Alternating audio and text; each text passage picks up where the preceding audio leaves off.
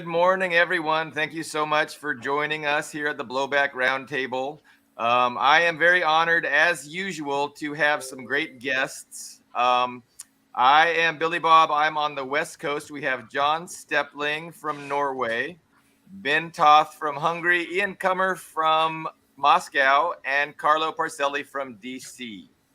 And we wanted to get right into current events. And I want to hear from the panel about what topic is the most pressing current event we want to discuss. Maybe the propaganda that pretty much prepares, the people of the world for what's next in the Middle East. Maybe that's where we should begin, because last week we were flooded with it. And you remember, it's almost 1 week. Last Saturday is when the Al-Aqsa flood or Al-Aqsa storm, the operation of Hamas against Israel began. And all the news was of that one day. It was about the festival goers. I think Alexander Mercuris called them revelers, but basically the rave goers. The 40 first settlers and them babies first killed and then beheaded. That sort of like a horrible rape atrocities. And pretty much, I think Ian can take over because AI also factors into this, but they've all been debunked, but it doesn't matter. They went out, they pulled the emotional heartstrings of everyone, and the debunk gets 1 million views, while the main story, the big headline that gets you the crocodile tears, they got 10 million. Incidentally, I'm going to hand it off to Ian or whoever wants to, but I'm going to share something. The people in London woke up to the London Times, and this here is the cover for the issue. And that is Israel shows mutilated babies. And those, as you can see, the small text, are Palestinian children at a hospital. Yeah. That's how blatant and stupid the what do you call it? Atrocity porn has been. Yeah. So there's a couple things to, so not to steal the center stage for too long from everybody, because we have a great panel here, but I would start off with some comparisons with what happened in Donbass. So with Donbass, you had 8 years of prep time. And so they had a lot of propaganda already in the magazine, ready to, they were just ready to pull the trigger on it. So that propaganda, which was much more premeditated and better thought out, which is what leads me to think that the Hamas attack was a surprise. They weren't expecting anything like this. And that's why I'm convinced this atrocity porn looks really half-assed. It looks half-assed, because it was not premeditated, like with Donbass. But I would say there is another pattern here, which is, if you remember in those first couple months of the special military operation, they would just take photos of Russian children or Russian influencers or whoever, and say, oh, this is a Ukrainian person. These are Ukrainian children. There was an exploded petrol station in Georgia about 5 years before, and that was one of the cover stories. Yes. They'll just take, unrelated photos. Though I'll also add, when you see these kind of atrocity stories, you should immediately doubt them, because they're almost always turn out to be false, which is the truth here. Because even with very extreme fundamentalist group, you have to remember these are thinking human beings, and they also have common sense. So if you are trying to get the world, the international community, to sympathize with your cause, you're not going to deliberately go out of your way to commit, horrific acts. I mean, it's one thing to have these soldiers out, in the heat of the moments, they kill civilians or they kill someone they didn't intend to. I mean, that's one thing. But these very deliberate, calculated acts of brutality, like beheading babies, going through and murdering a whole line of babies, I mean, that's just so unlikely, even for the most extreme. I mean, there are, of course, historical cases of things like that happening. They're just extremely rare, especially when they make the accusation and don't have any evidence for it. Yeah. It's like, right. Well, where's the evidence? I just want to add that, John, I mean, this is also, these are the marketing firms that are hired. The U.S. State Department has a record, Hill and Knowlton and all the others. Everything that goes back, I mean, from the destruction of the former Yugoslavia, where you heard about the rape camps and Fitrik Elich behind the barbed wire fence he wasn't really behind, to babies torn from incubators, to Bana Alibed, to white helmets, I mean, all of these stories, I could go on. and Oh, we all know that, and they're all lurid, they're all absurd, they've all been admitted to be fake, and yet they trot them out again. Like, yeah, 14 babies were beheaded.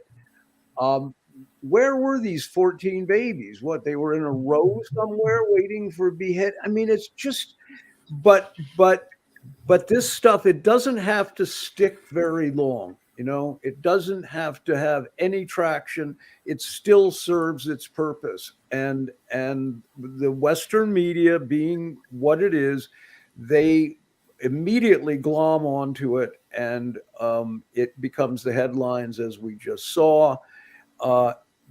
Accuracy matters less than it has ever mattered before, and so this is just what the empire does. I mean, this is these kind of attacks, and I agree that I think it was a legitimate attack. It's not a false flag. That's the other thing, and then I'm going to shut up for a minute.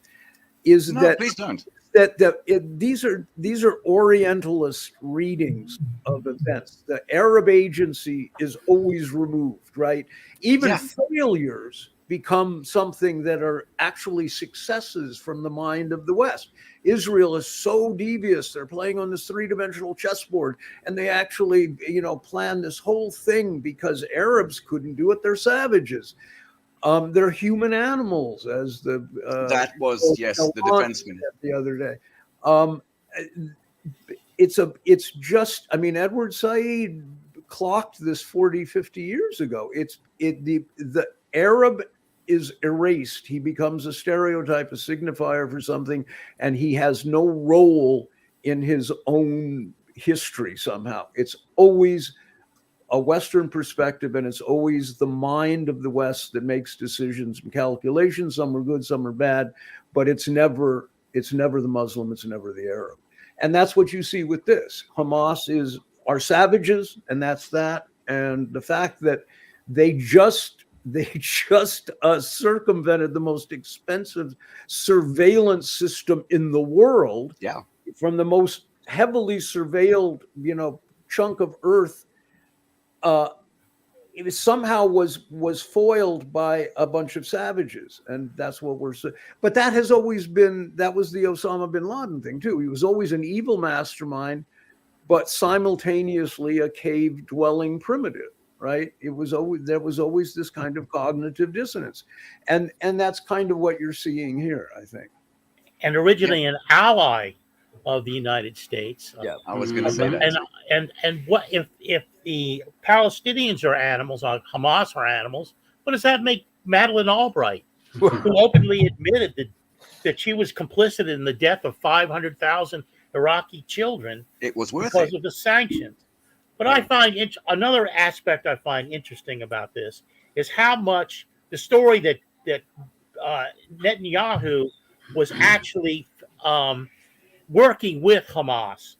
Just and the spin when you hear it in the West is to sort of keep them calm, keep them satisfied, and it backfired. I would like to hear more comment on that from anybody here, because I don't think that's what's behind. Well, I prepared a lot for the Scott Ritter interview, but as you said, you can't speak next to Scott. But yeah, I remember as a kid, it was who was that? Yasser Arafat, that was the Palestine Liberation Organization, signing the Oslo Accords on the White House lawn with Bill Clinton and Yitzhak Rabin, I think it was, right? Yeah. And that was the PLO, the sort of worldly, sort of socialist, no longer Soviet, but sort of socialist thing. 2 years later, he was executed, assassinated. That's Yitzhak Rabin, These guys, 2019 is the latest headline I found from Haaretz, and that was Netanyahu, this guy, urging his party, which is the Likud party in Knesset, to fund, get the funding to fucking, Hamas. Because that was their little cultivated thing against the PLO. That's who they wanted. Raise a radical, and we can use them to our own ends. And it didn't work. It didn't work with the freedom fighters, in Afghanistan. Osama bin Laden was once our big buddy. And then 9/11 happened. It didn't work here. And I really love that Maria Zakharova made this comment. And I'm just going to not paraphrase it, but quote it directly. We are returning to the theory of controlled chaos which is the core of US policy. The problem is that chaos can no longer be controlled. And I think that has a lot to do with this. This Hamas weapon originated, within the US and Israeli funding, and it just can no longer be controlled. Now it's bitten them, is my context on that. I would say... Go ahead. Yeah. Oh, okay. I would say it's what we're experiencing now, this whole shock and awe campaign Israel is doing. I mean, it's a weapon, but it's also a bluff, because I kind of speculated on this in our last interview with Scott Ritter, is that Scott Ritter himself said this too, if those Israeli reservists that they just plucked off the street, those 300,000 reservists, they just plucked off the street yesterday. If those barely trained soldiers go into Gaza, it's going to be a bloodbath, and they know it's going to be a bloodbath. So they're trying every trick in the playbook to essentially scrape together something they can call a victory without ground combat.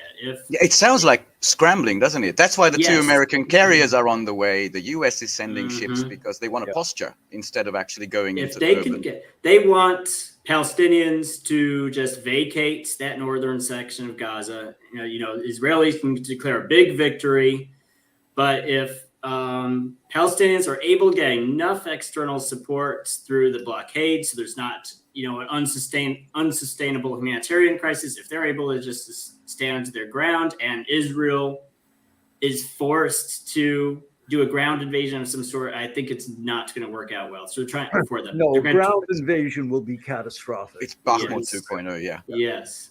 And the other thing, people seem so surprised about the failure of Israeli intelligence. I had been hearing rumors about this for 6 or 7 years, and it was attributed, one theory that had, I think, some legitimacy, was that it was the rise of the settler influence in the IDF and in Mossad, that Netanyahu had formed a coalition cynically to keep himself out of jail, really, with these very, very far right, super extremist, far right religious parties. And these, one thing you could always say about Israel was, okay, they're settler colonialists of some sort, and they're, vicious and ruthless, but they're not stupid. But now you can't say that anymore, because settlers are stupid. They're fanatics. They're not reasonable, rational, calculating people, and the government is now stocked with these people. And so this is what I had heard from people. Take it as you will. Was that there was an erosion in discipline and also this over-reliance on AI and the technology that was so easily apparently circumvented by Hamas. So. Yeah. And also there's the psychological trap, Billy Bob, you're next, I promise, of the feeling of superiority. We are undefeatable, then no one can touch us. Yeah. It happened in Ukraine, it went horribly bad, and it happened here. And I kind of like that. It sounds like a threat, because Austin landed in Tel Aviv and he said, we can do it. We can support Israel exactly the same as we support Ukraine. And that's like, wow, you just ran out there. that doesn't sound good if I'm in Tel Aviv, to be honest. No. Billy Bob. I did want to touch on the idea that is creeping up, and it's causing a little bit of division among the left. And it's over the idea of Hamas and if Hamas is controlled opposition. So yesterday I watched Brian Berletic, great analyst, great commentator. He provide, his contribution is always really good. But the new Atlas channel, wonderful. Yeah, he wanted to make a distinction between Hamas. And he pointed out how Hamas was on the side of ISIS and Al-Qaeda against Syria, and that Hamas was originally created, like we said earlier, with the help of Israel, to be a counterbalance to the PLO, because the PLO was legitimate resistance, and they preferred this Islamic-based resistance to the legitimate, secular Arab resistance. Yeah. It's like this. Hamas is controlled opposition. They're doing ISIS-style atrocities, and this is all of a as part of an Israeli master plan to justify whatever Israel's going to do. So it's persuasive to an extent, and it's gaining traction. A lot of detractors but it's divisive. So these are the kind of the two ways that the left is dealing with the current events.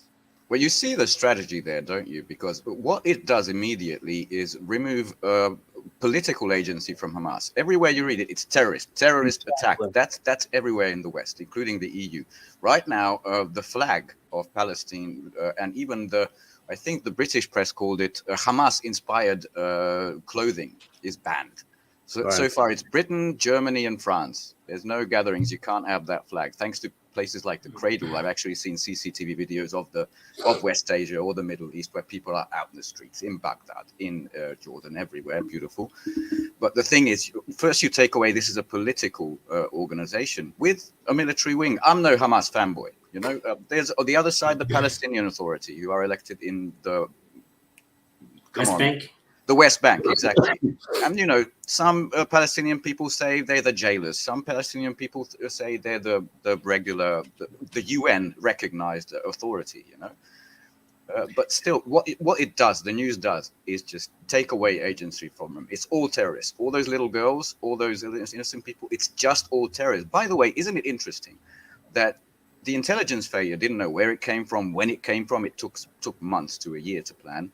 But immediately the next day, they knew they were all in those bunkers, all in those tunnels, all in those buildings that they bombed. They bombed like the equivalent of 1 year in what the US did in Afghanistan. They did that in 1 week. 6,000 bombs, 3,600 targets. Well, I think because I've heard this theory in several variations, controlled opposition, false flag, et cetera, et cetera. On one level, my response is always, well, it doesn't matter in a certain sense, because the fact of the matter is Hamas crossed the border. I've never seen Israeli generals kind of perp walked into custody by Hamas before. Never saw that before, oddly enough. And not even Netanyahu is that cynical. But the point is, there may have well been elements of back channel deals and stuff. The settlers certainly are insane enough to, have some kind of deals with one of the. I mean, Hamas is not a monolithic organization anyway. So what we know is that this thing happened and Palestinians rose up. There was a resistance, and you could look at. I went back and listened to what Nelson Mandela said about Palestine. It's very interesting. It's online somewhere, and he was pals with Arafat and so forth. But you can go to the Algerian Revolution as well, and the FLN. Like nobody liked the FLN exactly. They were ruthless and misogynistic and homophobic and puritanical, and they were all kinds of things. And they got France out of Algeria, So it's not a question of liking or disliking Hamas or what degree of legitimacy or back channel deals were made. It really doesn't matter. This is as Rashid Khalida said today, you can't lock up this many million people indefinitely and deprive them of everything. And as my friend Johan Edebo said last night, people are saying, look, they've cut off electricity and water and food to these people. And he said, yeah, but what's remarkable is that they're able to do that. What kind of situation? In which one people can just with a flip of the switch cut off the water to 2 million people? 75 years took us here. Yeah.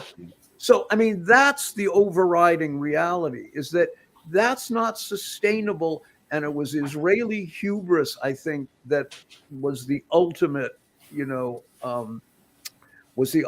cause of this. I mean, they simply became complacent and smug on some level, however you want to tweeze apart these theories and controlled opposition ideas.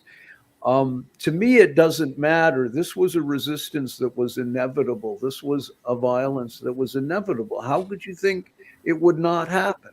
I mean, of course, it's going to happen. And each time, I mean, it has become the last two administrations in Tel Aviv have been the worst in history and the most unbearable, visited the most humiliation and cruelty on the Palestinians, where you had children being crippled, more amputees than ever in the hospitals. And now in the last 2 days, 400 some children are dead in Gaza. Yeah. I mean, what universe is this? Is this UN acceptable? UN coordinators, UN teachers in the schools are dead, and apparently the UN doesn't care. They're silent. The ICC is silent. It's just enraging. Yeah. But to your point, I watched, and I'm just paraphrasing, but that's the perfect reaction. I saw this from one, Yanis Varoufakis, who's a European Sotsdem kind of guy, you know, the Greek guy. And the second one is the great Norman Finkelstein, who's kind of become desensitized. He's fought for this all his life. And he said, if you create a situation where there's a jailer and a jail, then violence is inevitable. You don't condemn the violence. You condemn the jail situation. And I full-heartedly agree, without embracing Hamas, you know? Yeah, it's not it's not a referendum on Hamas. You Yeah. know, stop doing that. It's a referendum on the Israeli settler colonial state that has created this monstrous situation that has now gone on far too long, and that as you say, the UN is so, you know, is just absolutely useless organization. But yeah, UN workers are killed, and there's not a peep. I mean, there's nothing. Nobody says anything. It's extraordinary. It's extraordinary. Ben, you had a thing here. If you want to put it up on a couple screen. of statements, but Ian and Carla, did you guys have any pressing things? Because sometimes it's hard to get in with a panel of five. Oh, I would say before you move on to the next thing, I would add one last thing to what John said as far as whether it was a false flag or a provocation or anything like that. I would say no. And the biggest proof of that is that, if nothing else, this past week has shattered the perception of invincibility, because there's just there are videos of Hamas guys just walking through unguarded camps, rows of vehicles. It doesn't seem like shooting soldiers in their underwear. There's nothing more humiliating that could have Yeah, high-ranking people got caught. Yes. In this. Very high-ranking. Yeah, Yes. it's a big humiliation. And the Merkava tanks, the undefeatable ones, they've burned quite a bit. We'll move on to, I wanted to ask you all about the Iran connection, because there's been some recent news on this, but this, I think, shows the absolute hypocrisy. Ursula von der Leyen, the Wicked Witch of the EU, that was exactly 1 year ago, okay? You want to read it, Ben? So if you remove Russia from it, then she says anyone who attacks civilian infrastructure, especially electricity, are war crimes. Cutting off men, women, children of water, electricity, and heating with winter coming, these are acts of pure terror. Legally, Ursula, that is a crime against humanity. And that is exactly what was announced by the defense minister of Israel. And there's Zelensky back in January about the grain deal, but it was exactly the same thing, that, you know, anyone who tries to deprive people of food, water is an enemy to humanity. So they don't care. We have the receipts, but it doesn't really matter. Yeah. But what I wanted to ask you guys, because first couple of days we've all seen that insane idiot. I'll also put something else on screen just to have a little laugh. This idiot, this is satire, not a real CNN screenshot, but this idiot went on screen. He said, we need to bomb Iran's gas and oil infrastructure. That's not a real headline, but I thought it fits perfectly. I was gonna say, is that real? Okay. No, it's Babylon B. It's almost something he would say. It's almost it's very close. He did say we should bomb Iran. However. Yes, he did. A lot of people went up saying we got to go. They sent Blinken, they sent all of these people to Tel Aviv, and it was all about Iran and their proxies, which one of them apparently is Hezbollah in Lebanon, the other one is Hamas, and they're all just Iran proxies. And then the news came from the Washington Post, so sort of CIA Central, you know, with Lex Luthor, the richest man on earth. And apparently they said that intelligence sources in the US say that this attack shocked Iran. They were surprised as well. And they also mentioned something that Tel Aviv has categorically denied, is that Egypt warned them weeks ahead that something was brewing. Now, why would the intelligence sources, those unnamed officials, say that? It's like trying to pull us back. Trying to pull the US. All right, okay, we got the everybody's got carried away, but let's not do this Iran thing because that could be the end of the world economy, is my thinking. But I wanted to get your thoughts on it. Yeah, no, I saw that. It's very interesting because the other, and I'll just throw this out to you guys, but the other news story was that Saudi Arabia was killing the agreement with Israel to normalize relations with Israel. Saudi Arabia, who was about to join BRICS along with South Africa, this has to make Washington uncomfortable. Oh yeah, Because this has pretty significant implications in terms of energy. And I mean, as Putin said the other day, Putin's becoming very funny speaker. it's now. very hard to disagree with him, eh? He Yeah, just and he said, "What? Who are you guys? You keep scolding us, saying you better not do this. You can't. Who are you people?" And that's how I feel about Iran. They're going to, Lindsay, the U.S. can't go bomb Iran. They don't have any ammunition to send to Ukraine anymore. They're sending them old cluster bombs because they've run out of everything else. So, but be that as it may, the U.S. is in no position to launch an invasion of Iran. That's all I can say. And I think there are people at the Pentagon that know this quite well. But. Yeah, I see the Pentagon's hands all over this, saying, "Guys, you went too far. Take back." Sorry, go.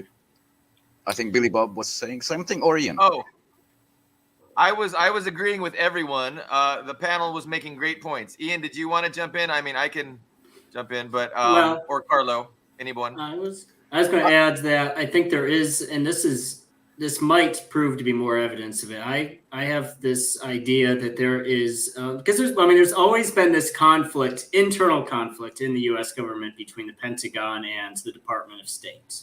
This goes back to the 1950s, the Who Lost China Wars, or the McCarthyist era. And for a long time, the Pentagon was always the top dog. It's got the lion's share of the budget, just the lion's share of the political credibility. But that, I think, is shifted. I mean, it's shifted in part because the State Department became almost the same thing with the CIA. Just the line where the CIA starts and the State Department ends is very unclear. And the Pentagon just does not have the political sway it used to. Because the Pentagon is manned by people who know how to fight wars. Surprise, surprise. So they tend to be more grounded in reason. They're like, guys, we can beat Iraq. We can't beat Russia. We can't beat China. But now you're getting these generals being overruled by civilians who think the world is a video game. And sure, we can beat Russia. We can beat China. We can beat Iran. We can beat everybody at the same time. At the same time. And so I think that's even Milley had to go, and he once said that sorry, that's all we can expect from Ukraine. It's probably not going to be offensive, and he had to go. There's a new chief of staff. Sorry, But yes, I would say. Well, with Milley, it's a rotating position, so I don't think that's necessarily tied to anything. But still, yes, I think the person who replaces him, I haven't really looked into his replacement, but I'm sure it's going to be someone who's more malleable to what the White House wants. So. Me neither, but he's a black Air Force commander, so we have of course diversity quotas. We know that. Yes. Oh, that guy, yeah. He's They kind care about of diversity and everything except ideology. right. But, Right. So apropos of that, because we have an election coming in the U.S. And I'd be curious to get people's thoughts about that. We have Joe Biden can't run, right? I mean, he can't speak. He doesn't know where he It's is. hard to walk across the stage anymore. And nobody wants Kamala Harris. Kamala Harris doesn't even want Kamala Harris. So who's going to run for the Democrats? I have some ideas, but I'm curious what. I think I'm going to leave this to the Gavin Americans. Newsom, but they need to hurry up. I don't know. They don't have anything in place. And when does this election start? Like, it's soon, right? Yeah. So I'm thinking it's going to be Biden, but they're going to pull one of those. Okay, well, Biden can't do it. We're going to make it his VP. So who's his VP going to be? It might be Kamala, but it's a good question, John. What does everybody else think? I think they count on Trump beating himself again and scaring the bejesus out of the population. So they're using their propaganda machine already. Trump's made these outrageous statements about Netanyahu and by Yeah, extension they Israeli. tied this whole thing to Trump. I saw that. And it's ongoing that the January 6th debacle and that sort of thing. So I think they're going to count on fear of Trump. I mean, that's really Yeah. what it. I mean, Trump beat himself last time. He scared the hell out of people. He scared the hell out of black people. He scared the hell out of all minorities. He Well, scared the hell out of And the elites, by the the way. LGBTQ community. That's The such a big elites don't get frightened. They're not frightened. They can control the situation. Trump is part of them. Trump is really part of the elite. Oh, I mean, of course, a guy yeah. that shits on a golden toilet, he's Yeah, I part know. of the elite. Sorry. Well, I think that Trump, Trump fulfilled his job description, which was scaring a lot of people and becoming this straw man for. I mean, everything was attributed to Trump, and I mean, he's so comically incompetent, and he has like a third grade vocabulary, and everybody enjoys making fun of him. But the Democrat, I mean, they're going to have to, and for that matter, who's going to, putting Trump in parentheses for a moment, who's going to run for the Republicans for that matter? Nikki Haley. Nikki Jesus, yeah, Haley's she's Murata. in campaign. Murata. No, I think for the Democrats, I want to go on record before anybody else and say Michelle Obama is going to be the Democratic. Okay, wow. Okay, I was going to say, I and it's have not heard that anywhere, so that's definitely the first place I heard it. more funny than not is Hillary Clinton has been spotted more recently Yeah. in media appearances wearing campaign hair. And the other one I suspect is Mike Pence, who has the big words now, they both have negative charisma. They have zero chance at the throne, but it's just funny, these people. And the third one, which was just, I thought satire, but I checked it. Cenk Uygur announced that he's going to save the Democrats. He announced he's running on X, Twitter, and he immediately got community notes because a naturalized US citizen born in Turkey cannot be president. Yeah. Like within hours that happened. It was beautiful. That's too bad. Poor Cenk. I would not rule out Anthony Blinken because he is actually in line for the presidency. If for some reason the VP is not eligible or they don't pick the VP, they can go with the Secretary of State. He's in line for the presidency. So it's I think that's unheard of. Yeah, I like that. I would have said Gavin Newsom 3 months ago, but they just haven't done anything to really get him on the ballot and get him in front of people. So that's why I think it's going to be Biden again. And I don't think they're going to allow Trump to run. I think it's going to be Biden, and Biden's probably going to win because the Republicans are going to be divided. And then Biden can't last. But you know what? I said that the first time. I said there's no way Biden lasts 4 years. He's going to do 3 months, and they're going to give us Kamala, and that was 4 years ago. So I was wrong. Anyway, well, I think just doing the one of Biden that may have been the plan, right? Kamala, but she's a disaster. They can't let her talk. Yeah, no. Kathleen Kamala is just so stupid, like worse than Baerbock, visibly maybe. stupid. And this is, people read this now. She can't run. And that's the problem with Gavin Newsom, by the way, is, I mean, people in California loathe Gavin Newsom. And he just doesn't read as likable. He's a sinister figure to too many people. But I think that at one point was the intention. He was going to be America's Justin Trudeau or something. Yeah. But so I don't know, and it's an interesting question because this election is not very far off, and I like the Blinken idea. That's certainly a possibility for the Republicans, man. Who knows? I wouldn't be surprised at the Blinken take, but I'm going to add something. As the outsider, you overrule me because you all have connections to Canada, to America. But let me know. I think RFK is out, and I think Cornel West is out. RFK basically, since this thing happened, he's acting like he's running for the president of Israel, which I think just pretty much that just ruined all his chances. Yeah, no, the sound you heard was the death of Bobby Kennedy's presidential aspirations. Okay, thank you. So I got that one right. But then Cornell did the fishy, I'm not going to run with this party, that party, and basically just said, fuck it. I don't know why he ran in the first place. Yeah, Yeah, he was never viable, but no, he was a novelty act anyway. But yeah, I don't know, and it's going to be, but I suspect it's going to be a very strange election anyway, because you have, the other things going on. Of course, we go back to the Obama presidency, that was the giant transference of wealth to the top 1%, the pivot to Africa.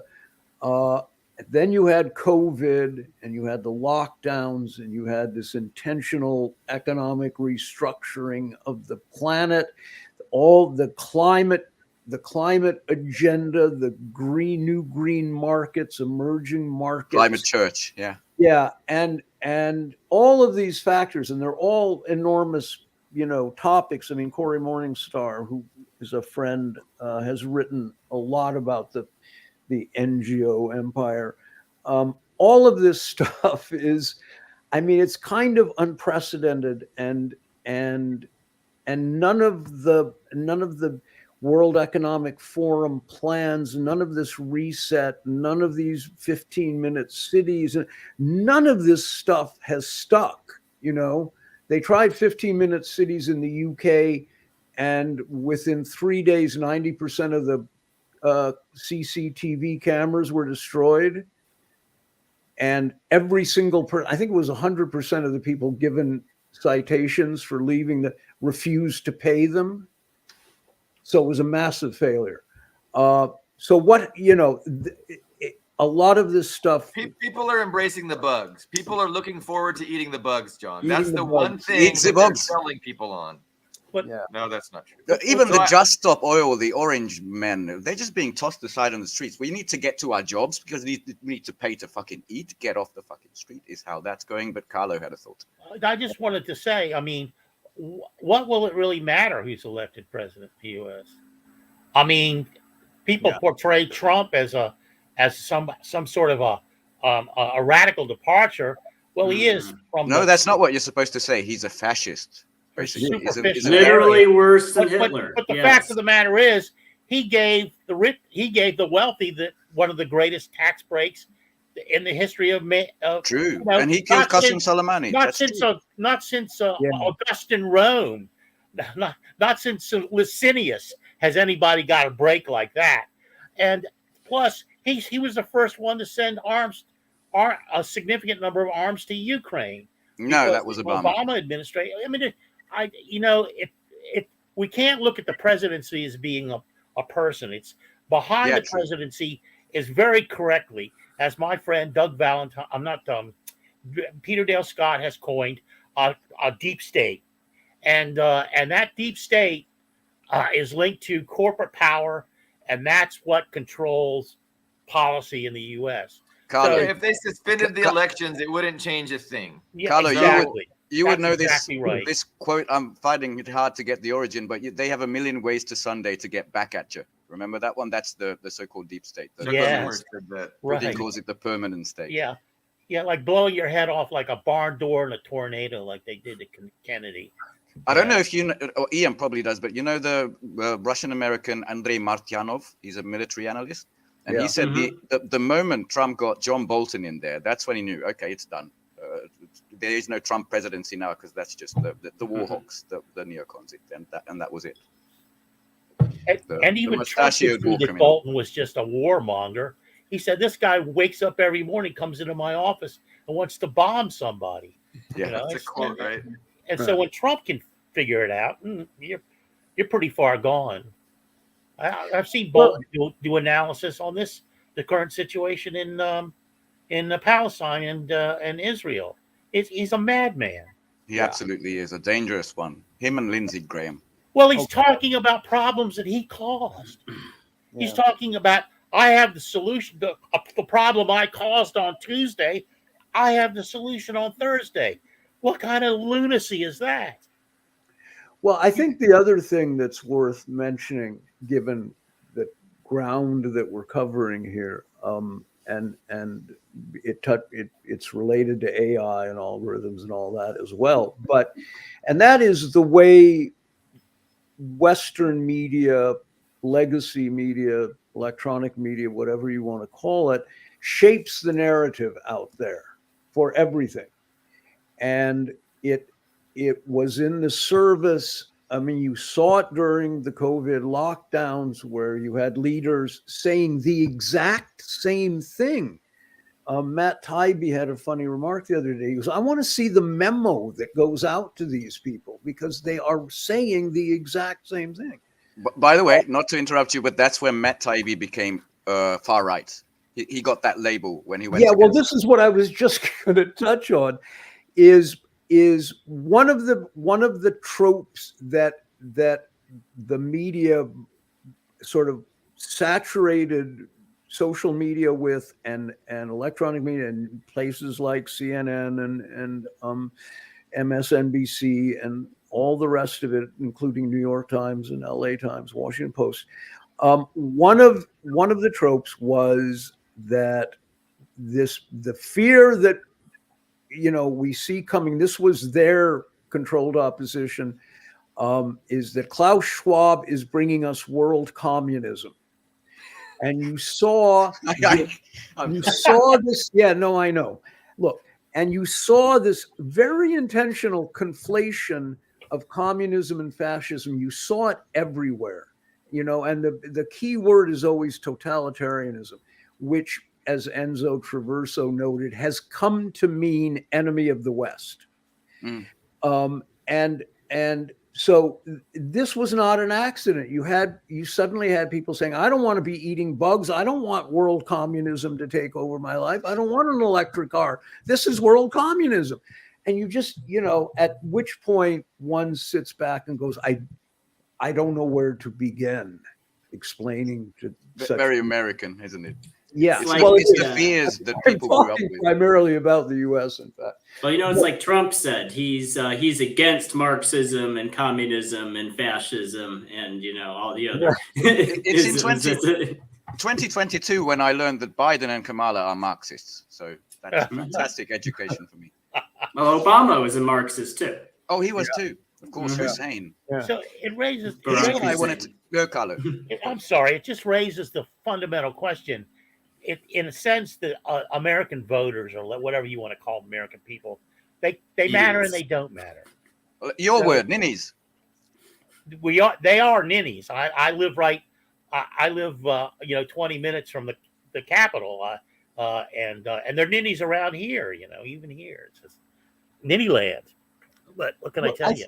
Yeah, I mean, but I think the other aspect of this is it's hard for me to believe that that electronic voting can in any way be legitimate anyway. I mean, it has to be child's play to fix elections, quite easily, it would seem to me. The authority apparatus gets the results they want. And electoral politics is YouTube. We're not saying that's what happens. YouTube. Exactly. YouTube. Yeah, no. That's true. You at a certain point, the people get very excised and worked up about the election every 4 years, and yet, of course, nothing ever changes. Certainly, foreign policy in the United States hasn't changed in 80 years. Oh, yeah. And it's not run. The president is a figurehead, and he has some power. His administration has some power domestically, but foreign policy. Well, he has power. It's a limited power in foreign policy too, but it's on automatic pilot. I mean, this is it has not changed literally in 80 years, and the Defense Department and the defense industry are part of this rotating door. They change positions every year and a half or so. The State Department is stocked with the same think tank people that are, some of them go back to the Reagan administration. I mean, we're seeing Elliot Abrams trotted out again. We're seeing these same people that train the death squads in Central America. They're still Kissinger refuses to die. just Yes. extraordinary, So electoral politics. I mean, I'm sorry I brought the subject up. Actually, now that I think about it, because it's just not significant, really. At the end of the Jim day. Garrison interviewed some French newspaper interviewed Jim Garrison in 1969. Of course, Jim Garrison, he was an investigator in the JFK assassination, but he made the point that, the president is free to go into the Oval Office, make the drapes any color he wants, but he's not to encroach upon foreign policy. That's it's the military industrial complex. And they know that. They all know that. Trump maybe wasn't smart enough to realize that. He learned that, I think. But what was the previous job of Lloyd Austin? Well, he was, Raytheon Northrop, one of these. One of the board members. Yeah, just before this show, one of the videos I saw on one of the social medias was this guy opening up champagnes and absolutely celebrating "We love America" because Raytheon stock just went up into the sky over the last week, obviously. Yeah. And all of this talk about power adhering in the executive, well, it doesn't. It adheres into the deep state. It floods back into the deep state. That's the real beneficiary with the weakening of the legislature, which is already largely a farce anyway, because you could buy anybody there, if you got $5. But now it's just crass. It's just there's a gridlock. That's all I have to say. That benefits the status quo. Here's the thing. I'll tell you something about public opinion. Two things. One of them I think I sent to you just before the show on Financial Times. Maybe it came out 4 hours ago, 5 hours ago. No screen sharing. I don't have it. But it was about the EU facing an impossible situation vis-a-vis Israel. And what it says was there's probably going to be an ethnic cleansing. One EU official says they don't really mind that. But apparently we're going to lose a lot of influence in the third world or the global south, as they said. So there was a second article, I don't know, I think it was Bloomberg, that Chinese social media, the Bilibilis, Beidus, those places were full of opinions siding with the Palestinians. So I think that the silver lining here is they have the mighty Wurlitzer, the power of the soft power of almost global propaganda. But I think Carlo always raises that poll that they have lower trust ratings than even fucking Congress because no one really trusts them. There are moments like this in history when it's emotional heartstrings. If you're looking at AI generated images of charred babies or something, and it's meant the reason why you are seeing revelers of a rave is because it's festival season, the end of festival season in Europe, in America. So people can relate, those poor little girls, they just went out. Other than this, it really has lost a lot of its power. So I think that there's a big silver lining there, even though they pretend, because they went into the brick wall of reality in Ukraine. That's why no one's talking about it. And Zelensky's trying to get to Tel Aviv, to get permission to fly to Tel Aviv to show solidarity or something like that, because the spotlights are no longer there. That's dead. You have to go back to Colin Powell's kid. Michael Powell was the chairman, head of the FCC. And I think the first vote was in 1999 and then in 2003. And it was the media consolidation. And you went from something like 300 independent news organizations to like 6 conglomerates, 8, something like to 6. Yeah. We've all seen these compilations. And it had a profound effect on the way propaganda was disseminated. Everybody stayed on message.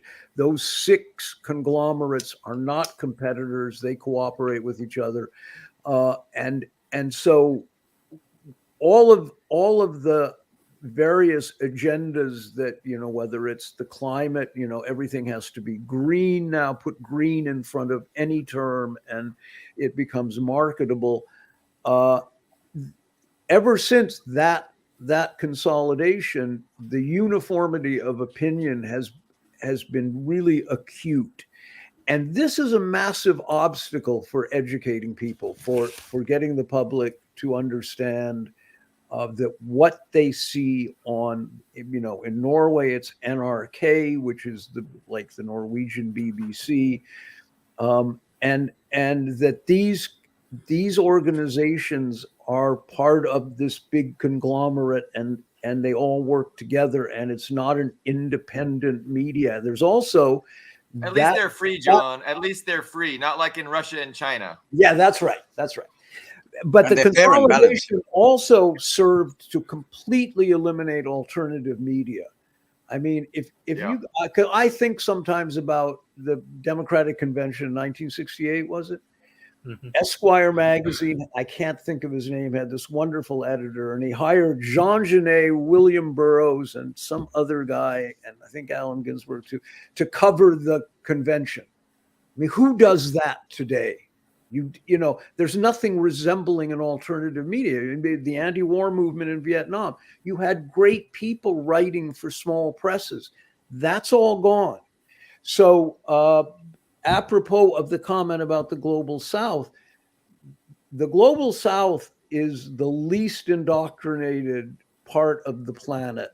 And the people in the Global South were the ones that were most skeptical of COVID. They're most skeptical of the climate agenda. There was a piece today, Thomas Fawzi wrote about net zero in Africa, that it's being rejected because it would squash African development. Of course, you have the situation with Niger and Burkina Faso, the resistance to colonial theft, finally. And the EU doesn't know what to do about this stuff, because what are they going to do? Niger said, we're not giving you uranium anymore to France. And Macron stamped his feet and said, we're I'm going to bring my soldiers home then. Great, good. And that's all he can do. So these are the least indoctrinated people in the world right now. And the great unwashed. And they are, when we have these conversations, I have to remind myself often that what we're talking about, mostly when we're talking about the shaping of opinion and all of these are first world issues. It is that demographic. Chomsky identified it from 60 years ago. It's that educated white 30%, and they are the most visible in media, and they are the decision makers. They want to keep being the decision makers. But there are millions and millions of people, and we see it in protests increasingly around the world, who don't buy the story anymore, much less than the white educated 30% in the US. These are the people that said, fuck you, I'm not going to wear a mask. They said, I'm not going to eat bugs either. And we're going to burn coal because people's lives depend upon it, and their livelihoods depend upon it. So that's that. I just wanted to add that commentary. Yeah, I agree with much of what you're saying. However, don't underestimate the West. I mean, you want to talk about Burkina Faso. There's been 2 attempts on Traore's life, right, in the last couple of weeks. Basically, the French offered one of the ministers $40 million to knock off Traore. The amount of Islamic fundamentalist terrorism unleashed upon Mali, Burkina Faso, and Niger. Gee, what a kind of coincidence! Yeah. Has increased 100-fold. And not only it increased when the West went in to defend those countries against the countries of the Sahel against these terrorists, or so-called fundamentalist terrorists. But now it's gotten even worse. So they're working overtime. The CIA. Yeah, no, there's no question. They are, but on that point, I wish I had it as a slide. Have any of you guys seen the latest The Economist, the London newspaper's cover? It's a big Africa in barbed wire, and it says Africa loses faith in democracy. You see, that's they've lost faith in democracy. Yeah. bunch Yeah. of savages anyway. It was lamenting. There's a lot of lamenting going on. Well, right let's now. look at the context of that so-called democracy. Yeah, that's Yeah. the thing. And now you have Ruto sending Kenyan policemen to Haiti on Yeah. behest of the UN. The So, UN I- approved an invasion. What? you know, a week and a half ago, I'm on this show going, "Oh, I love Ruto," and I'm going, "Well, you're taken again, fat man. You got to be more skeptical. You're an old man. You should know this shit." Yeah. You know, it's Well, I mean, so much of this, both the propaganda and the policy, was shaped with the breakup of Yugoslavia. I always encourage people to read Ed Herman's 4-part piece in Monthly Review on the breakup of Yugoslavia, Michael Perendi's book, To Kill a Nation. George Samueli has a book. There's a lot of very good. Diana Johnstone had one of the first books, Fool's Crusade, I think it was called. Because you see what was done at that time, illegally kidnapping Milosevic, creating ad hoc this international tribunal that had no legitimacy at all, but it was like a kangaroo court, a star chamber, and even then, the Milosevic trial was a fiasco, so they just took it off the front page. One day, Christine Amanpour, who's married to Jamie Rubin, was saying trial of the century. It's the trial of the century, and interviewing. And literally the next day it was invisible. It was gone because Milosevic defended himself, and he was a former lawyer, and destroyed the prosecution. It was just gone. But you saw all the same stuff. Rape camps and the guy behind the barbed wire fence, they're concentrating, none of which, of course, turned out to be remotely true. The trial went on and on. 10 years after his death, Milosevic is acquitted. Nobody cares anymore, and it's on to the next. But all the propaganda techniques, the entire idea, creating Kosovo as a little client state in the middle of the Balkans, all of this stuff you see replicated today in other contexts. That was the trial balloon. That was the canary in the mine shaft. And it worked very well for the US in terms of the former Yugoslavia. And so they keep repeating the same stuff, the same agenda, the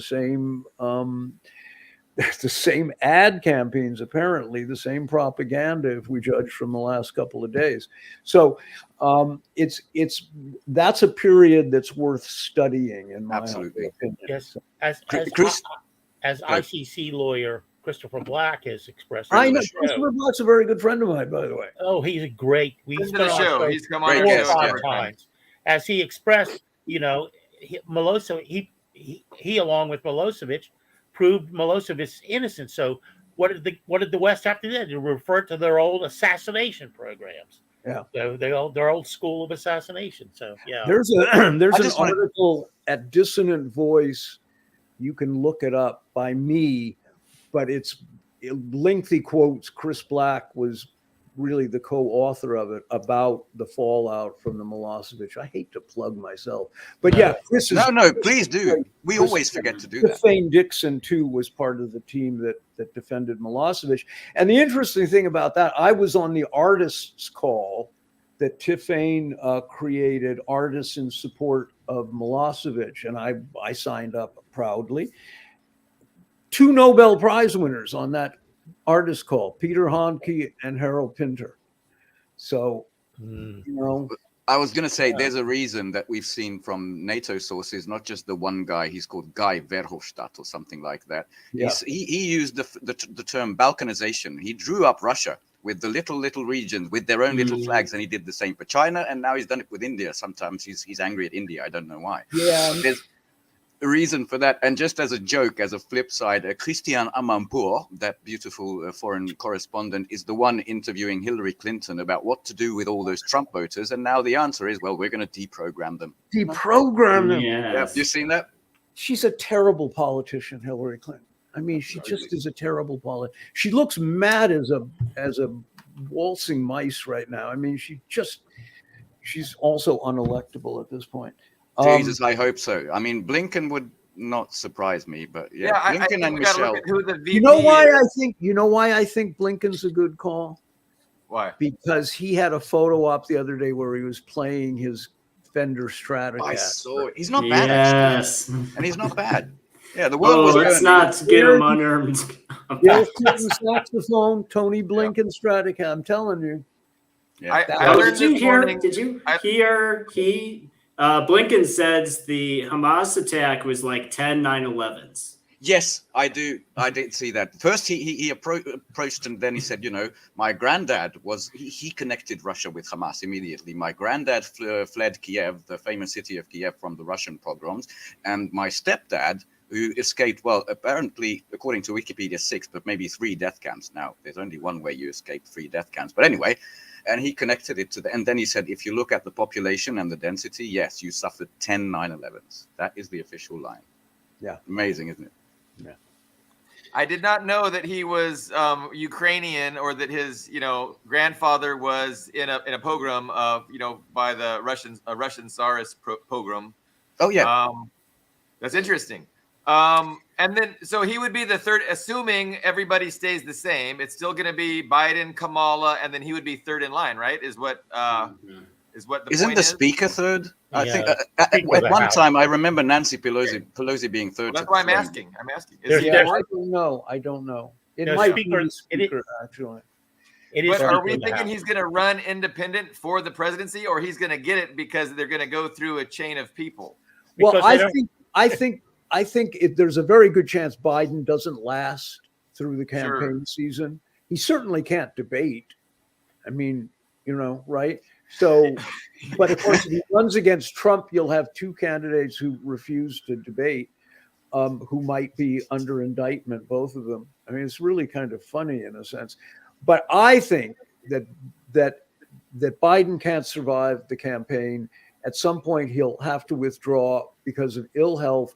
They're going to have to disappear Kamala somehow because she's a train wreck, and that's when Blinken might get tapped. Bring his Okay. Stratocaster, and So he'd be on the ballot for people he's to vote for. youthful, relatively youthful. Plays the he has guitar. that kind of hair that falls in his face. I keep forgetting that the U.S. campaign is a year-long event, because we're talking a year from now, to 2024, and a lot of things. I'm wondering if, like Victoria Nuland, will Blinken still have any credibility a year from now? Well, But, this is why I think Michelle Obama. I'm telling you, she's the only politician, only person in the political class. She's not strictly speaking a politician. The only member of the political class that has a favorability rating. People love Michelle, and that's why I think it made some kind of sense. She's very likable, and she said all this for a fucking flag. That was a nice thing for her today. Yeah, I mean, But I she's hope appeared not. on stage with Springsteen. She has all the bona fides, right? I hope she's smart enough not to do that to herself. But Yeah, they could talk her into it. They could somehow.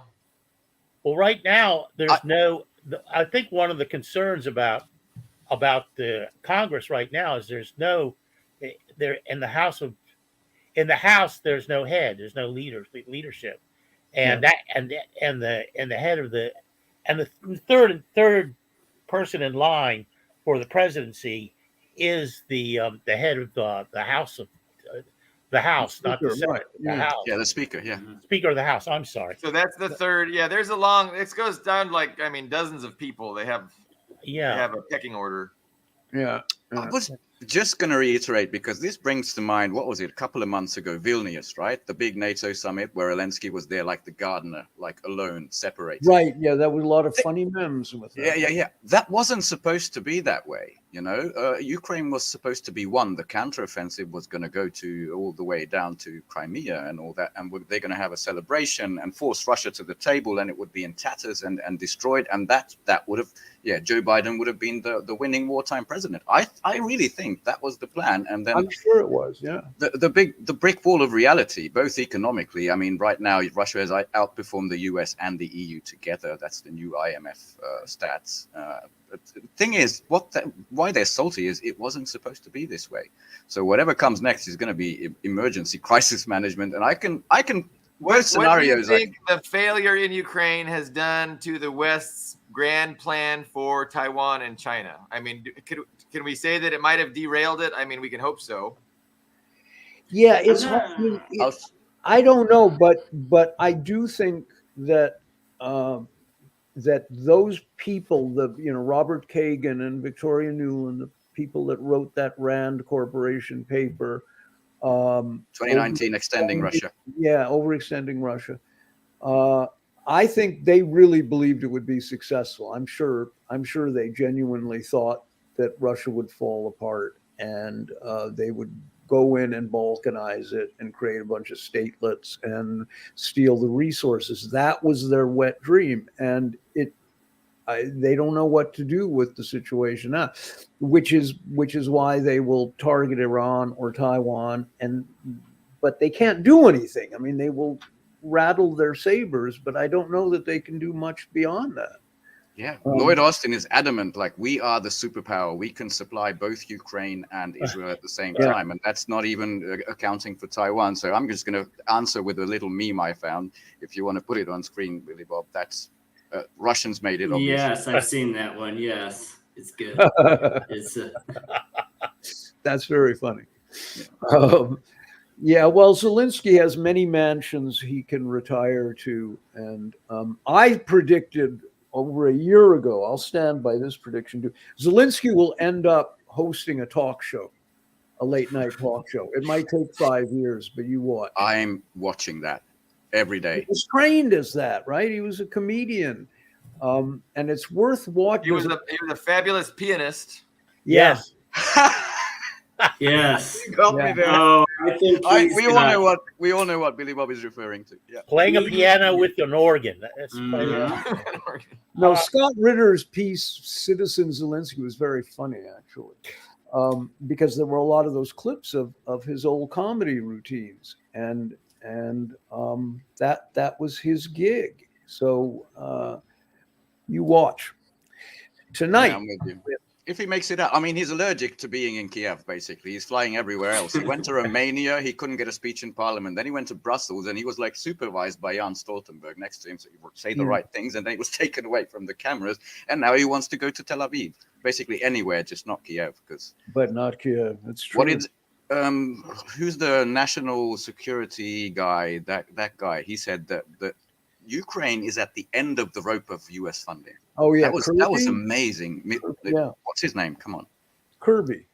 Kirby. Yes, Yeah. Kirby, yes. Yeah, because that's where Ukraine is, the end of the rope. You know, from as long as it takes, we're with you to the end. We've gotten to the end of the rope this week. Yeah. Another thing to consider about China is that ironically the Kuomintang are in the lead in Taiwan. No, that's great. That is great. And they, as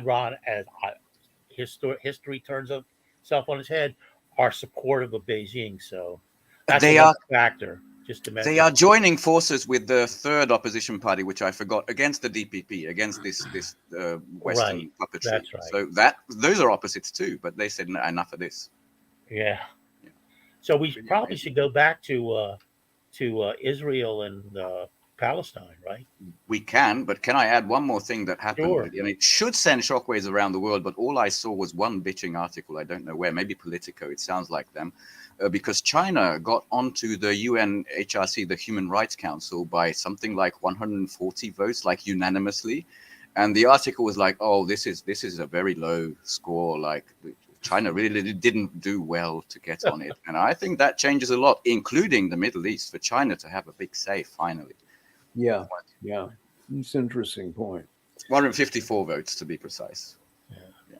I hope they're empowered. I hope that system allows them to wield influence. I'm apprehensive to believe that that system can really empower nations like that to make a difference. But I hope so. I'm certainly no expert. What did you want to discuss specifically, Carlo, about Israel-Palestine? Oh no, I was just going to open it up to everybody else. Well, I wanted to know what everybody thinks about the situation with, there's one border crossing, some sort of gate from Gaza to Egypt. And Yeah. obviously the whole thing was 1 million people in 24 hours need to leave northern Gaza and go to the southern Gaza. Previously, he said the Jews should leave the Sinai Peninsula, which is that part of Egypt. I don't know why.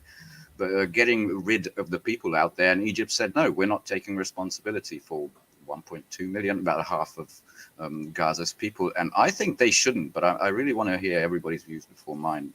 Maybe that's being careful, but I mean, that's what ethnic cleansing is. Get rid of them and then the land is ours, isn't it? Yeah, Well, well, I think Israel is running on a very tight clock, a very tight time frame here, because when this first kicked off, I said, if it goes any longer than a month, Israel's going to have problems, and they've squandered a week of it. Because there's not a single Israeli soldier set foot in Gaza, as far as I know so far. There's a threat of a ground offensive, but it's just not happening. Yeah, so I think, and they talk and I said this was my first blog post I wrote about this thing, several days ago. It was just like they talked such a big game. We are going to destroy Hamas. We're going to destroy the human animals. I mean, they talk. You can't. There's that old marketing saying. Under promise and over deliver. right. They did the opposite. They're over promising and are inevitably going to under deliver, because they just set themselves up for that. I mean, because I don't see any way they're reasonably going to be able to destroy Hamas. They do not have even the stockpiles, munitions they would need. One U.S. airplane has landed, and I think Netanyahu just announced the second one is coming. Two U.S. airplane worth. They would need probably 10, 20 times the stockpiles they actually have. A lot depends. I mean, much depends on what Hezbollah decides to do, if they're going to actively become involved in this. And that's like a 50-50 proposition right now. But if they do, then Israel's in trouble. Oh, absolutely. I agree. They have nothing compared to Iran, but they have a way bigger arsenal of missile. Huge arsenal and highly trained soldiers. That's a trained army. And what do you make of this? I don't know if it was substantiated that the foreign minister of Iran was on his way to Damascus, the international airport in Syria. And that, as well as I think Aleppo International Airport, was bombed by Syria. That is, and everybody was saying that's a serious escalation and shouldn't. I would Putin warned about this. Other people, so far I haven't seen anything from Syria. But your guys' thoughts? I know they did this for 10 years. Like literally, they bomb airports. I get the feeling that nobody really wants to escalate, but like Ian said, that's kind of a problem because of the talking that Israel has done. They can definitely stand off and bomb Gaza, and they have, right? More bombs in the last week than all of Afghanistan for a year is what Ben said earlier. So they've been bombing the hell out of Gaza. But, there's tunnels, there's bunkers. They're certainly not going to destroy Hamas that way through aerial bombing. No, they're going to kill a lot of innocents, though, unfortunately. Exactly. Well, what is it? 50% of Gaza is children. The population is children. 18 and below is 60%, I think. 60%. Yeah. Extraordinary. Extraordinary. So they can kill a lot of kids, but that's about all they can do. And by the way, this media shit has worked domestically to an extent, because I've seen a horrible video. I'll just describe it. People chanting and cheering in Israel, and they're saying Nakba 2.0 and Gaza is a cemetery, and singing along. So it worked. Yeah. Don't forget the domestic market for this kind of propaganda too, and that's the reason some neighbors like Egypt couldn't do this, but Jordan was another. It was the first to open the air bases, to the U.S. Air Force. I think the A-10 planes. No, they're going to. I think Qatar. Anyway, and then the king of Jordan said, no, we come out strongly on the side of Palestine because all the streets were full of protesters. There's public opinion to take into account as well. No, it's interesting, the support for Palestinians, because they said that it was outlawed to have protests in favor of Palestine in France, and there were massive protests anyway. And this was somewhere else, and I forget where. There's been more support for the Palestinian cause than I've seen in a long time. But it had been my theory that Israel had lost control of the narrative anyway a few years ago. and as Ian pointed out at the beginning, this incursion shattered forever this mythology of Israeli invincibility and technical know-how and military supremacy and expertise. And look, they have one of their big industries is exporting military training, security training, and counterinsurgency training for U.S. police departments. But they do that all over the world. That industry is going to take a hit, right? LAPD, I think, gets training from. Yeah. I mean, the same happened to NATO and the Bradleys and the armored vehicles, the vaunted Leopard tanks in Ukraine. They were supposed to be the invincible Western high-tech tech. I'm just wondering, on the topic of public opinion, the Cradle is one of the best outlets I've ever seen. Do you guys want to see like a compilation of short 1-2 second videos of just the region I've seen today? Sure. Yes, sir. Put it on. This is Damascus, Syria, so you can see the moving video as well. That's Yemen. Yemen was in a deadly war with Saudi Arabia just recently, the Houthis. That's Jordan. The king of Jordan can not really go against that many people. Baghdad, look at that. That's Iraq. Holy shit. Iran, obviously. By the way, that's a little Netanyahu figure right there. You can see him. Turkey.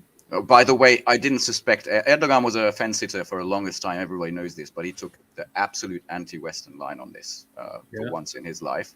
That's probably because of that. There's Lebanon,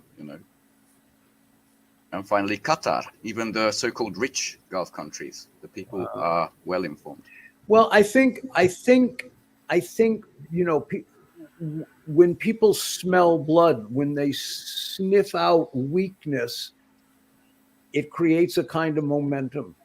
Yeah. And I think that's what we're seeing. This goes back to Ian's original point, that the shattering of that myth has long-term repercussions. This is just the beginning, I have a sense. I want to draw a corollary to what Russia did in Ukraine. I think the SMO also kind of liberated this resistance, and you see it in Africa. We're watching it in the Middle East. Absolutely connected. You're right. There's one other place that escapes my mind that. Do you know when I made this point of people sensing blood in the water? Because it's not exclusively a Middle Eastern thing. It's also in Europe. It was when Poland demanded something like 1.3 trillion from Germany. Yes, reparations. Yes. I thought, okay, they see something's on. Yeah. Let's get that money out now while we can.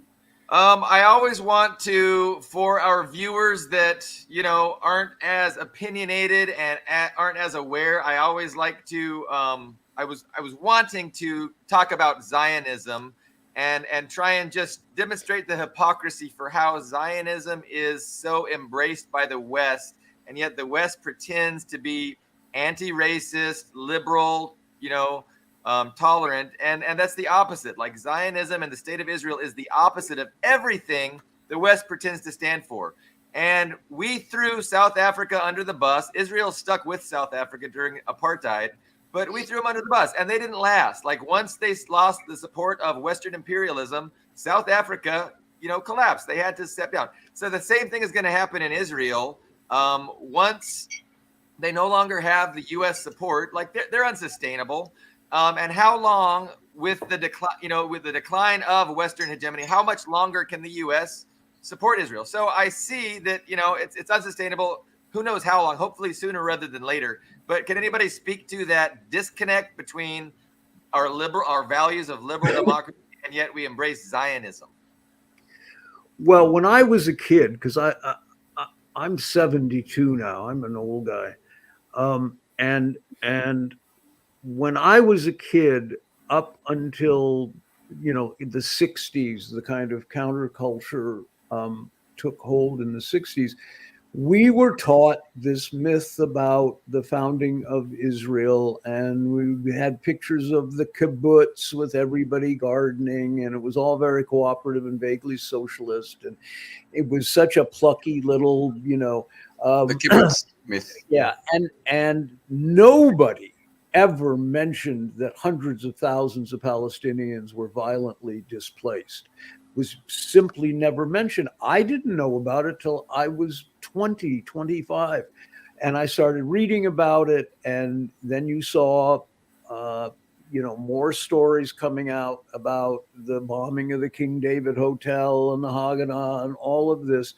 And that was the beginning of Israel had to start working much harder with their propaganda, Hasbara, right? The explanation, but it still had a firm hold in the Western imagination.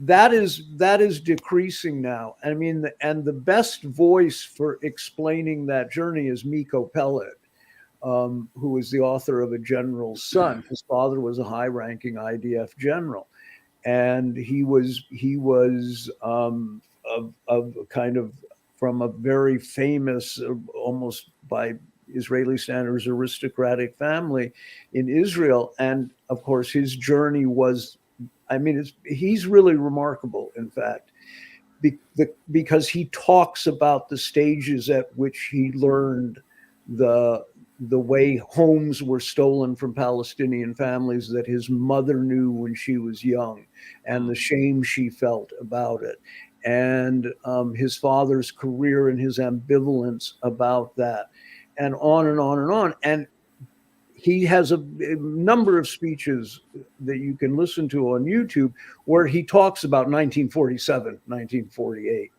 and what happened, and that this was a violent, racist, settler colonial dispossession of an entire people. And there was nothing supportable about it. And he says now there's nothing supportable about Zionism. It has to go, in fact. At one point, the UN condemned it as a racist ideology. Albert Einstein wrote a letter to Franklin Roosevelt saying, beware of Zionism. And there are still a lot of very good people, outspoken Jewish people, absolutely against the Zionist project. Yeah. Some of the most wonderful voices in the world. There are really good voices. I'm just going to listen because you mentioned Norman Finkelstein, who is fantastic. Jonathan Cook is fantastic. Eve Bartlett is fantastic. Oh, yes, Eva Bartlett. Because she has been there a lot. Miko Peled is fantastic. These are people, and even what's his name, Max Blumenthal's book Goliath is very good. Elon Pape. There are a number of people who have written about this, and even Chomsky, easy to find. Yeah. Well, it's at the risk of sounding like the Rain Man. On the flip side of what Billy Bob proposed is that the what's coming out of the U.S. propaganda machine is purely rhetorical in the worst sense of the word rhetoric. That liberal democracy is not practiced by the U.S. It's obvious that it's really just a ruse. It's just a smokescreen for out and out empire. So it's just a tool that they use. Do you want to see? I'm not going to show it, but I'm going to encapsulate it in a single picture that I'll just describe to you. Try to imagine. This is a statue of Stepan Bandera in Lviv, Lvov, however you call it, which apparently, I can't tell, Ian, if that was a fake or not, but it was lit up in blue and white and the Star of David. And I've seen that. Yes, you should show it. Yeah. Yes, it's great. I'll try to find it, but meanwhile, that definitely demonstrates the hypocrisy. So the thing is, Zionism started in like 1896, 1895, the first Zionist Congress, and at that point, Palestine was 95% non-Jewish. There's no way you're going to create a Jewish homeland in a country that's 95% non-Jewish without terrorism, ethnic cleansing, and land theft. That's what Zionism is, period. And they maintain it through those same actions. So, it's just like if people knew that, I don't think Israel would have that support. But it's the propaganda apparatus that we've talked about all show long that, is insidious. And people are dumb. Sorry, people, but a lot of you people are dumb.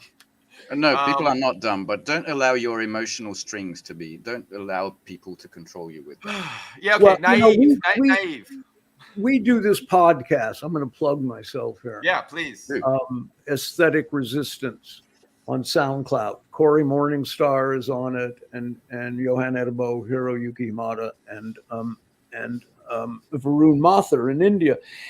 And we talk about all of this a lot. But one of the things because it's been going on for about a year and a half now, 2 years maybe, and one of the topics that keeps coming up and that we feel strongly about is that to counter this propaganda that's so pervasive and ubiquitous now, it's like you need a people's university. You need to start educating people, deprogramming them, actually.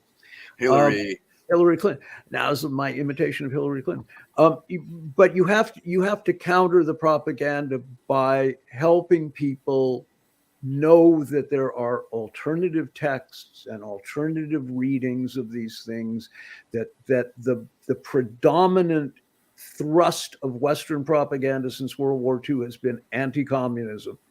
That yes. Everything Western scholars, Western academia is entrenched in a rabid anti-communist agenda. It still exists. It started with the Dulles brothers, and it has continued unabated.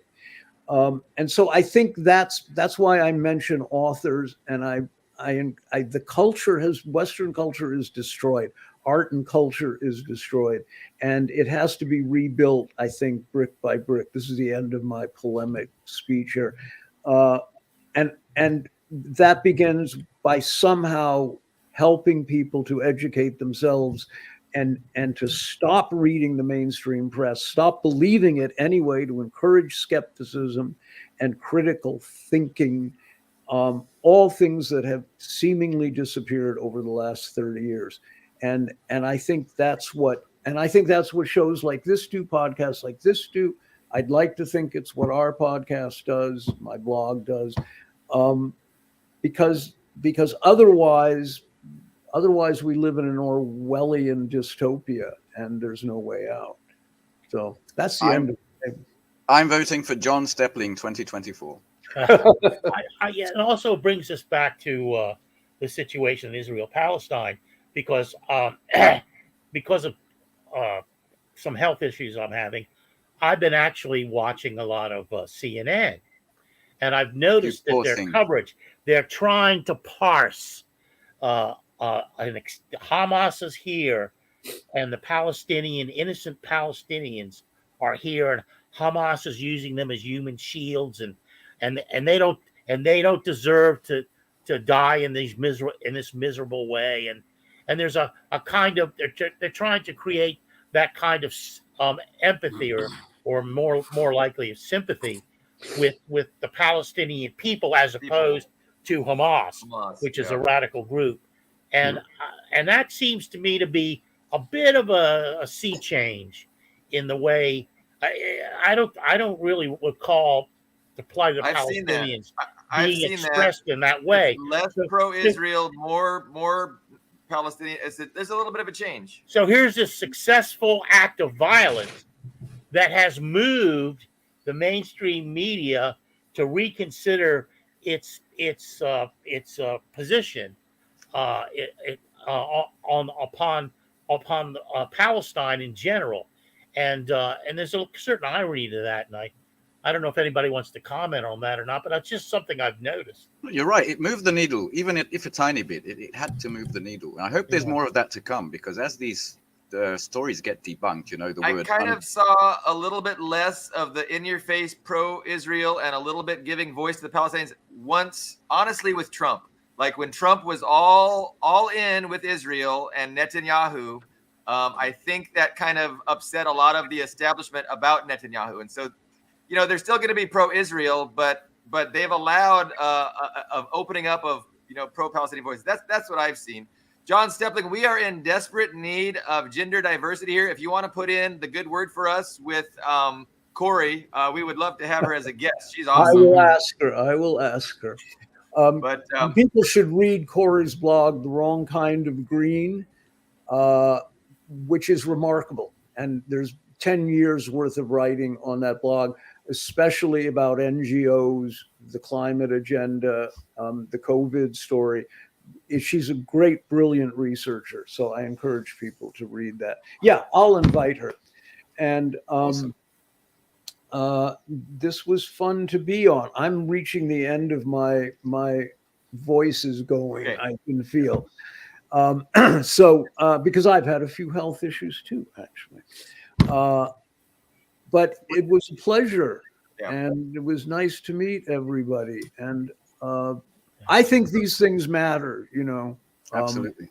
I think it matters that we keep talking, and it's often not easy because you open yourself up to attacks, and that's just the way it is. So, but I think it's important what we're doing. So that's Thank all. you very much, John. We hope to have you end back. Thank you. Yeah, I'll end the stream here, if that's all right, Ben. I'm out. Yeah, of here. I had some Goodbye, thoughts, guys. but Thank you. thank you for being on the show. I hope to have you back. Okay. I was going to thank everybody, but You're still live. we are still live. We did not end the all stream. right. All right. Yeah, no, because you might have had some comments, Ian. So I was gonna just close it for John, but since he left, did you have any final things? There's a few comments from the viewers, which we should always answer like those to as get well. in on. Yes, should answer the viewer comments. Yeah. Yes.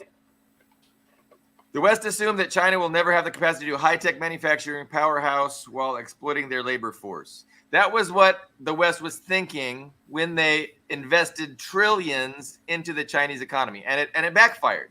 So thank God it did, and the West was wrong, and they're not happy about it.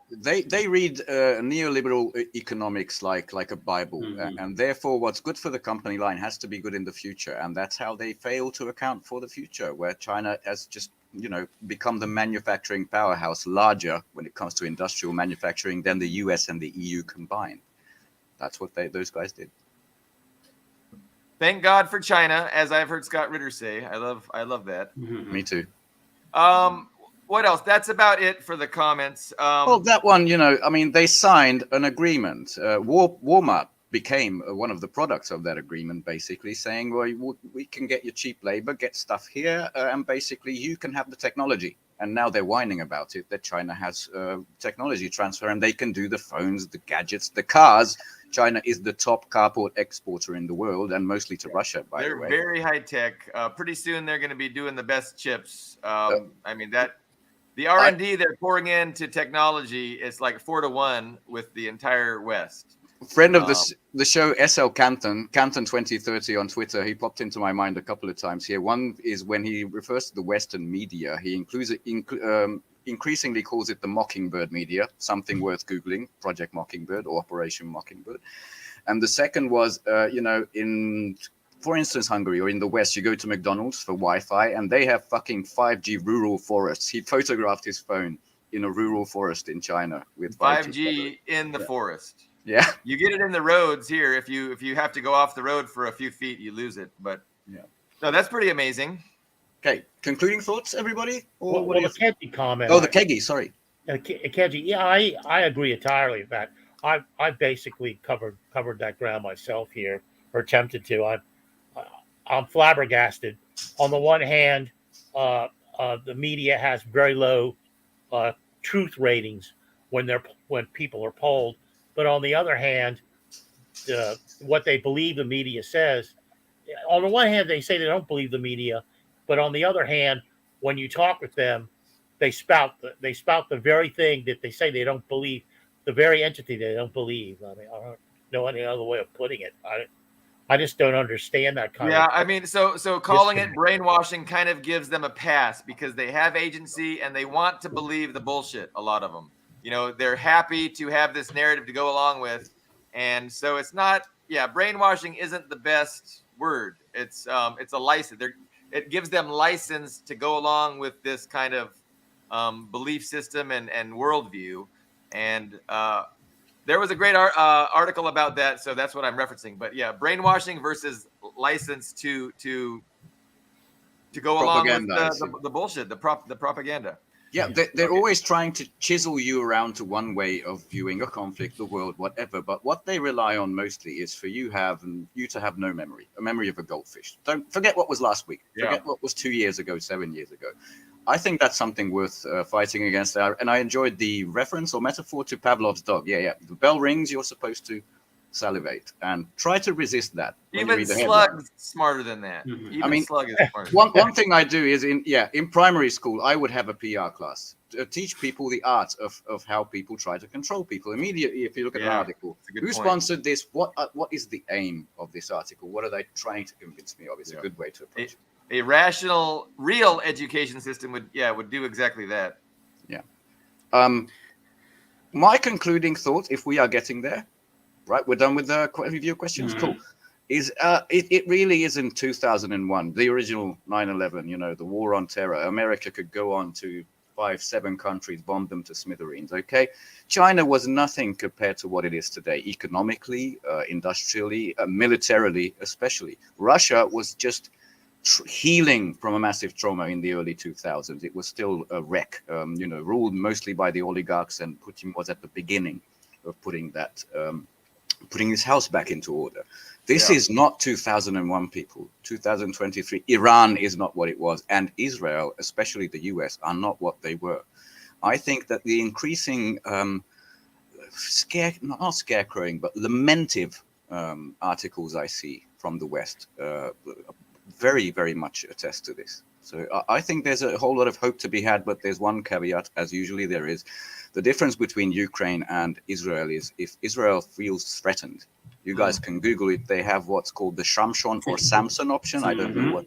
The Samson option. Yes. It's an open secret. They never really made it a secret that they have a working nuclear program. And some nights that worries the shit out of me. Would be. Is it even feasible to nuke Iran that's right next to them? Isn't all that nuclear fallout just gonna... Well, it's a suicide option. That's what the Samson option is. Because like Samson brought the temple down on himself, that's why they call it the Samson option. It's the same doctrine. Just nuke the Middle East. And people, because Seymour Hersh, I did not know he wrote a book about this, but Seymour Hersh, the journalist, apparently wrote an expose book about the Israeli nuclear program. I just found out about it yesterday, so I've not read it. So I'd actually, because I know there's a lot of speculation on the extent of their nuclear doctrine. Are they just going to, like, if they lost a war and were overrun, would they just nuke the country that invaded them, or would they just nuke everybody? I don't know. Because Samson brought the temple down and killed everybody. So just hearing it called the Samson option make me think it's the latter. That they might just take out the world with them. That they might just place a few, So it's worrying. They definitely want that threat out there. We could hope that they wouldn't. Well, and the problem is that this is a very much a tail wagging the dog situation, because the USA, everybody, I see people, especially in the past week, say this over and over again. Oh, Israel is a puppet. The USA is controls. Like, guys, that's not true at all. The Israeli lobby is the biggest lobby in the USA. That's a fact. Even someone unearthed an early Bibi Netanyahu speech where he said, well, if the US says one thing, that doesn't matter. We have such overwhelming support among the population. He was referring to that we're going to get it anyway. I mean, very openly speaking about what you're describing. So the Pentagon might be really scared about about Israel dragging us into a major regional war that would inherently probably turn it into a world war, just because that's the hub of the world's energy, and just the conflicting alliances in the region. No, that could be the assassination of the Archduke, same kind of thing. Ferdinand, yes. Yeah. Guys, I have to wrap it up. Okay, I think I mean, there's so much more to discuss that. But we'll have more options next week. So thank you, everyone. We will see you. We're going to be doing Tuesdays and Fridays now. So no more Thursdays. There's not enough time between Tuesday and Thursday. So Tuesdays and Fridays is better. We'll see you next Tuesday. Thank you very much.